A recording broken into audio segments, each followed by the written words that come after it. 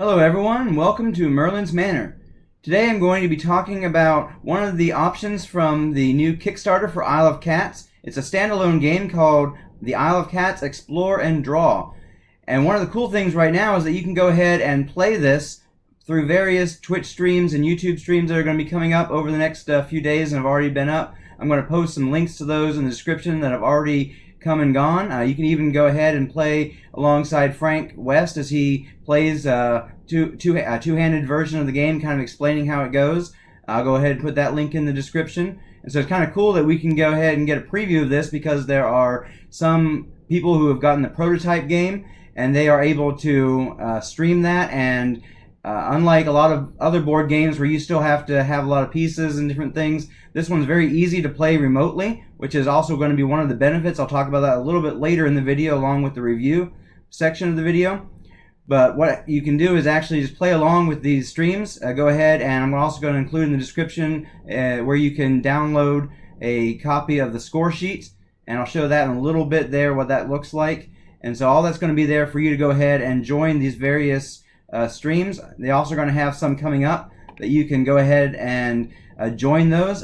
Frank is going to be showing on June 1st the how to play Kittens and Beasts. That's kind of a different thing, but I want to focus here on the Explore and Draw. That's the second thing here. This is what you're going to want to be looking for, these Explore and Draw ones to play along with.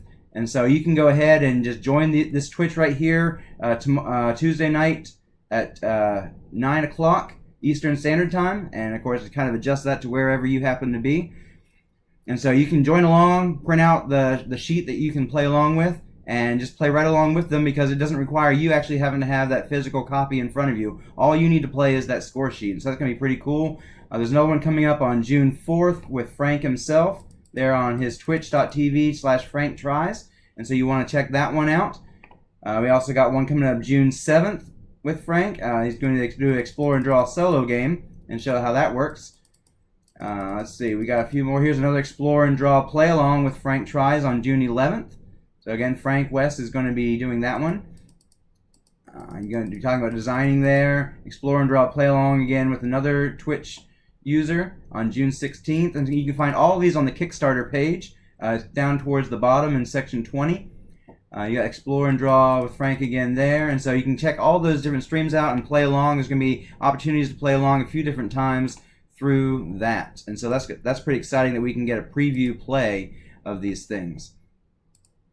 Let's go ahead and get back into looking at some other things. I want to talk briefly about how to play. So you're going to have a board that looks like this, and you are going to then draw. As you can see here with the pen, they have drawn in the different cats from the different colors, and you've got treasures. I'll show a little bit more of how I kind of do that on the temporary ones, but these are the ones that are going to come in the actual game whenever that launches in slated to be March 2022. This is what you're going to have. And then you've also got, this is what it's going to look like when you set up the different cats there. You're going to have a 3x4 grid. And so each time you're going to be able to choose one of these columns. You can either choose column A, which is give you those two kittens there in the top left corner, then that red cat right there in the middle, and the Oshax cat down at the bottom, and you'll be able to put those in. The Oshax are actually wild cats. You can choose the color that you want them to be when you play them, and so that can kind of help you either to get the treasure maps that are the same color or to increase your family size, which is usually kind of the main way that I do that. Is if there's a red family it's connecting to, go ahead and make that Oshax a red. The middle one gives you a lesson card there, which helps you get extra points if you can fulfill the details of that. You got a blue cat and then a green cat and so on and so forth. You choose one of those columns, and that is what you're going to play every single part of that in that round. If you can't play all three, you can't choose that column. And so you're going to do that. There's a few specials that you can do throughout the game. Instead of choosing one column, you can choose a row. Or you can choose one column plus one card from a different column. Or you can choose one card from each row instead of just going down the line on one column. Or you can double up the one cat that you're playing that round, or you can double up a treasure that you're playing that round. And so there's a few different specials that you can add in there. You can do those once per game, and you can choose up to 3 specials throughout these 7-round games. So you kind of have to choose strategically when you're going to play that special ability to do that. And so it's a very simple game to get into and play. One of the cool things about this is you can choose whichever column, and it doesn't matter what other people are choosing. And so it's pretty cool to be able to do that. So here is the what you can download from BoardgameGeek, and I'll include that link in the description to be able to play along with people online right now. And so this is what your boat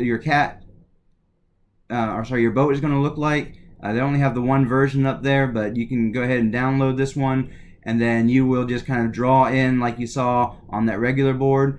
You see your specials up in the top left-hand corner, and that reminds you of what you can do, and you check those off whenever you complete one. Down at the bottom, you have the different lessons. You'll go ahead and check the ones that you have claimed to be able to play, and then at the end of the game, you've got the top right-hand corner for scoring. And so it's very simple. You just download this and play it. Here is a copy of what I did last night as we were playing against a Twitch user, and my wife and I played this game. And you see I filled in quite a bit of the boat here, and you see how I did that? I actually went ahead and colored in the different cats, but I kind of left room. I didn't fully fill in the squares. I find if you fully fill in the squares, you have trouble deciding how many different cats you had, where the cats actually lined up. And so a good way to do that is to actually not color the full square in, but just kind of draw within the squares so you can differentiate one cat from another. And so you draw those in on the board as you claim them, and then you also, if you see the black ones there, are the treasures. And I go ahead and put a C in the middle of the ones that are common treasures and an R in the middle of the ones that are rare, just to kind of help with scoring at the end, that you can realize which one's which. And this is how I filled my board. I scored 68 points. I only scored 20 from lessons, but I scored 50 from only having 2 families. I actually had 25 points from my blue families, 25 points from my green families, and 3 rare treasures. And I filled all but 1 room, that big room in the middle that oftentimes doesn't get filled in because it's the one that's going to take the most to fill in. Oftentimes I don't worry as much about that one personally. And you can see where I check marked the ones that I completed out of the specials. I had a few different lessons there. And I'll show you my wife's. This is how my wife did hers, and she didn't fill in as much of her boat, but she went really lesson crazy. She got 50 points just from lessons. And so we wound up actually tying, even though we had completely different strategies going into this game. She went real lesson heavy, I went real heavy in filling the boat. And so this is how you can play along at home right now. Like I said, I put the link in the description for that. Okay, I want to take a moment to do a quick review, my thoughts on this game, the pros and cons. The first pro I want to mention is that this is going to be a very portable game. You can take it with you a lot easier than the full Isle of Cats game, so that's one good pro right there. Another one is the ability to remote play. We're already seeing with the Kickstarter here and people being able to have the prototype showing that off, and that people can easily just join in and play along with them just by downloading a score sheet and playing along. And so that'd make remote play with people that live far away from you, or for other reasons you can't play together. You can go ahead and just one person have the copy of the game and have the cards and be able to put them out while everybody else kind of views it with through Zoom or whatever platform you want to use there, and be able to play along with that score sheet printed out. And so that's a great pro as well. Another pro is it seems like it's going to be a quicker setup. Isle of Cats doesn't have the longest setup, but to even streamline that even more, to have a quicker setup is awesome as well. You can also plan better is another pro.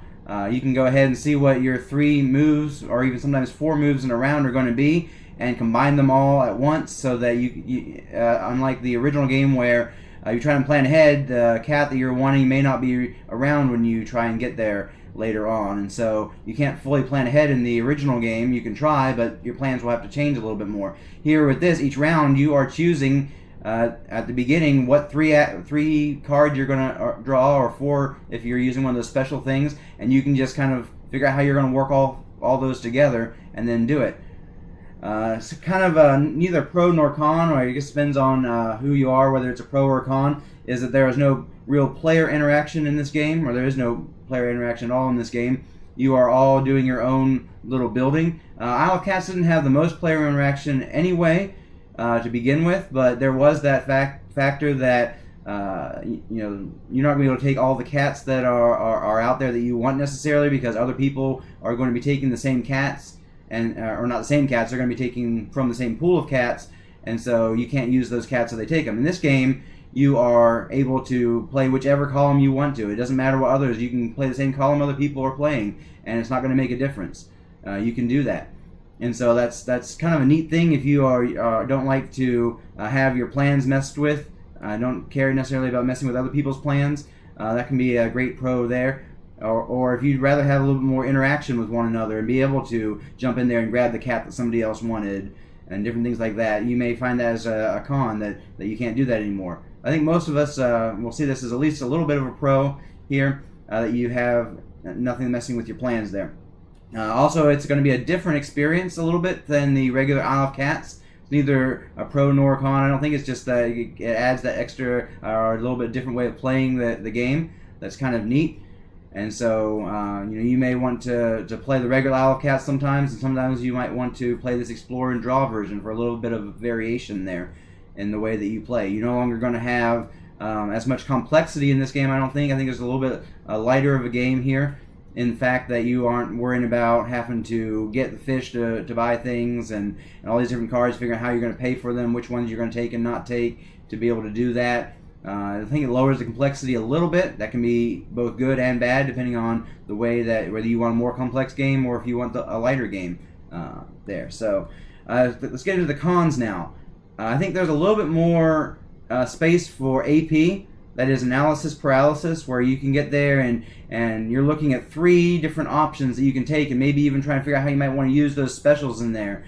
And sometimes you might get a little bit frozen there saying, which option am I going to take? Because maybe none of the options really play out that well for you, and you're trying to figure out how to work them in, especially later in the game. Or maybe there's a few different great options that you're just like, which one's better for me? And so I think there's a little bit more in this game, a chance for that analysis paralysis. I know there was one game that I was playing the other day where I just was like, for the longest time, it seemed just staring like, which one do I want to do? None of them is going to be exactly what I want.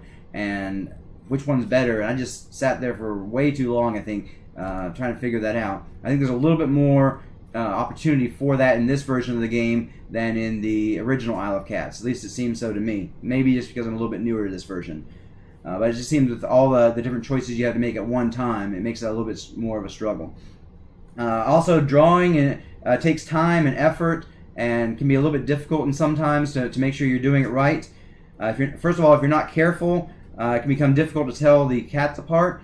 So like I said earlier in the video, you want to kind of draw within the lines rather than on the lines so that you can more easily tell which cat is which. Also, judging how the cat will fit when you're trying to figure out if the cat's the one you want or not, and then drawing it in there as well, can be a little bit more difficult. Just looking at the card and saying, whereas with the little Tetris piece cats, you can just kind of rearrange them on the board and see how they fit. Here you kind of have to look and say, okay, does that fit there or not? It can be a little bit more difficult to do, especially starting out here, than being able to just pick up the piece and measure it that way. And also drawing the piece on your board, you have to be very careful that you draw it right. If you were playing the regular Isle of Cats, it either fits or it doesn't. And there's no having to try and figure that out for yourself as you put it in there. Here you kind of have to make sure, okay, I'm drawing 3 here, then 1 down, then 2 over, and you have to figure out exactly how that's doing as you're drawing it, and you don't want to make a mistake there as you draw it. So you have to be a little bit more careful and mindful of that. It's a little bit of a con there. But then again, also, this adds a little bit extra, if you like to be able to draw that in there and have that physical thing, that can be a pro for you as well, is that you enjoy that little extra aspect of drawing those Tetris cats in there. And so all of it's, this is a really cool game. I really recommend it. I'm definitely going to be getting this along with my pledge. It's going to be one of those that we'll play both the regular Isle of Cats and this one. This may become more of a portable option for us, or just when we want to mix it up a little bit. And I highly recommend this game.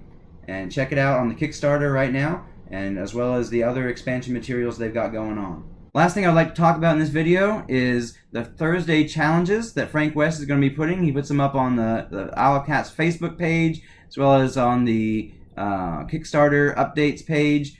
You can be checking those out. And what was this week's was you were to color in, or a lot of times a lot of people had their kids color in various cats, and then you could get 5 points for posting those.